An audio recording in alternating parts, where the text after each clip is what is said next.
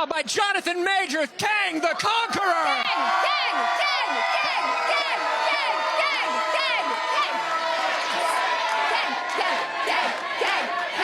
Actor Jonathan Majors was just dropped by Marvel Studios, according to Variety, after he was found guilty for assault and harassment. So according to Variety, Marvel Studios has parted ways with Jonathan Majors, the actor cast to play Kang, the central antagonist in the multiverse saga of the Marvel Cinematic Universe, after he was convicted today of 2 misdemeanor counts of harassment and assault of his ex-girlfriend, Grace Jabari. It should be noted that Jonathan Majors was facing 4 different charges. He was found guilty in 2 of the 4. They write, in the verdict, Majors was also found not guilty of 1 count of intentional assault in the 3rd degree and 1 count of aggravated harassment in the 2nd degree. In following the story, we told you that more than likely Marvel and Disney would make a final decision on whether they were going to continue to work with Jonathan after they found out the results of this criminal trial. He has already been dropped by his management company and his publicity company. It's been a long time. I shouldn't have left you without some episodes to check too. What's up? It's your man, XL. What happened news? We back in the business, y'all. Let's go.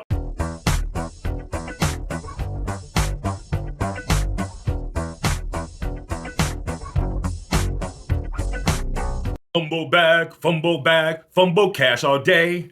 First P. Diddy, then Giuliani, now Jonathan Majors gave it away. Ho! Jonathan Majors got dropped. But look at these numbers, y'all. P. Diddy gave your girl 30 mil. Rudy Giuliani just got hit with $148 million by a federal jury.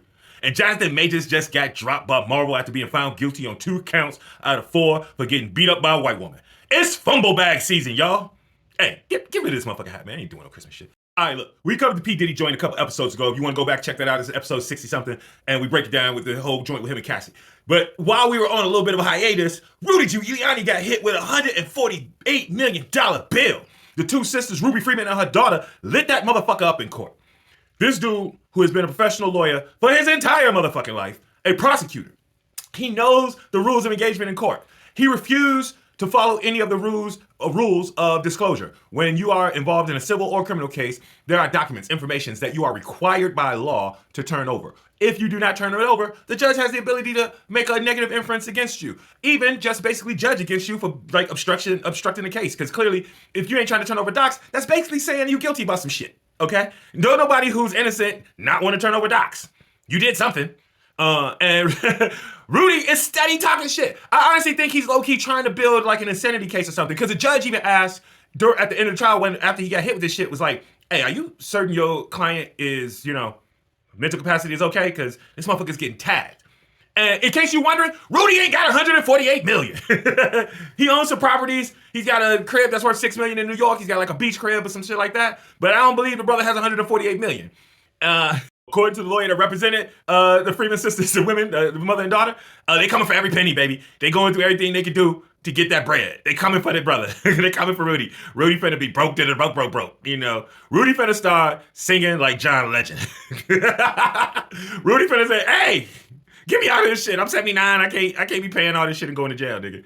The Ruby Freeman defamation case, $16,171,000 for Ruby Freeman, $16,998,000 for Shay Moss for defamation, another $20 million to Ruby Freeman for emotional distress, another $20 million for Shay Moss on emotional distress, $75 million for both on punitive damages. So that's the $148.169 million.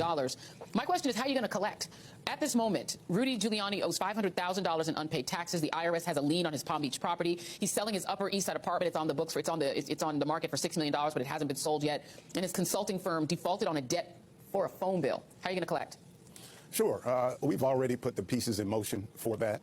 We are intending to collect every nickel of it. We'll see how much we ultimately find and how much we ultimately recover. But we are putting the pieces. We are putting those pieces in play right now. We were putting them in play prior to the verdict, so we intend to pursue this verdict. Can these ladies put a lien on his properties? Would his tax returns be taken? Like, pragmatically, how could you make him pay? Every enforcement measure at our fingertips will be put in play, quite simply. And so we'll look at liens, we'll look at garnishments, we'll look at levies, we'll look at everything. Rudy Giuliani didn't do this for himself. He did it for a guy named Donald Trump. Right. The originator of the big lie is Donald Trump. I'm sure that these ladies are exhausted by having to deal with a court case in which they had to, relive their traumas. But has there been any consideration that maybe the next lawsuit should be against Donald Trump? All options are on the table for us. We're continuing to monitor this situation. As you know, it's an evolving situation. So there are a number of things we're considering. So there hasn't been a decision made on that as of yet. But we are looking at all options. Yeah. Now from kind of what's a bit of a happy story, seeing Rudy Giuliani get smacked with justice, Kind of a messed up story, man. Domestic violence is a fucked up thing. I'm not about to stand or represent anything for Jonathan Majors. I'm a fan of the brother. I had big hopes for the brother. I was hoping that he skated on this case. I was hoping facts came out that exonerated him. It did not work like that. You got hit on 2 accounts. Now, they're misdemeanor accounts, but he was the face of a Disney franchise. Disney can't, they can't tolerate that, baby. They can't tolerate that. It was grand opening, grand closing. He has been dropped. And the entire Kang saga is now, who knows? Who knows what's going on with Kang saga? Did Ant-Man just fuck up Kang and that's it? Are they gonna recast Kang? I would love to see another black actor get a shot at it. And if they don't recast Kang, oh, by the way, Yahya Muhammad. I said Yahya Muhammad. I gotta correct myself. It's Yahya Abdul-Mateen. That brother right there could probably step right in and play Kang, and white people wouldn't even notice the difference. They'd be mad. They'd be like, I can't believe they let Jonathan Majors keep his job. It's like, that's not Jonathan Majors, this motherfucker. They don't even look alike, but they look enough alike that white people would think it's the same motherfucker. And he's an amazing actor. And he's an amazing actor, and I think he could deliver on the role if they wanted to keep going in the same Kang direction. Or it also opens the space for them to just say fuck it and make Doctor Doom the Beast. I would love to see Doctor Doom the Beast, because if Doctor Doom's the Beast, it still can take you to with the where they wanted to go with the other route with Kang being the monster, because if you know that story arc in the comic books, Kang and Doctor Doom end up kind of playing the same role in different versions or different variations. They could easily play the same role.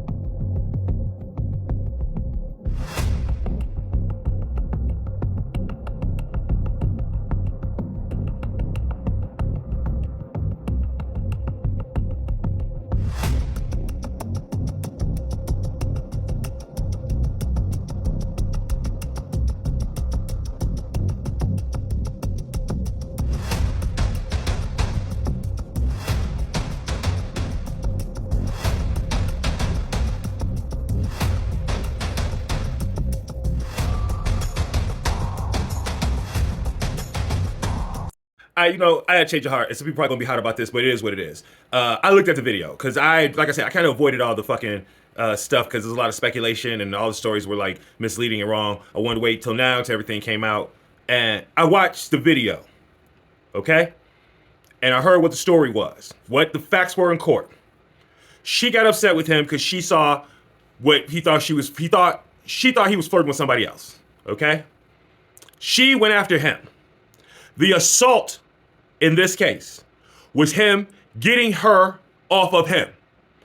You can watch the clip right here in the video. He puts her back into the car. He does not hit her. He's not attacking her. He's defending himself. And then later in the video, he's getting chased. Dude just lost a franchise. Like, we could joke about the Coretta Scott King, Michelle Obama shit. Yeah, homie, probably don't get a little blonde white chick for that shit. Like, they don't understand. They're never gonna understand. Be mad. Say what you want to say. I am not a hypocrite. Okay. I've dipped in the snow. I have. White people.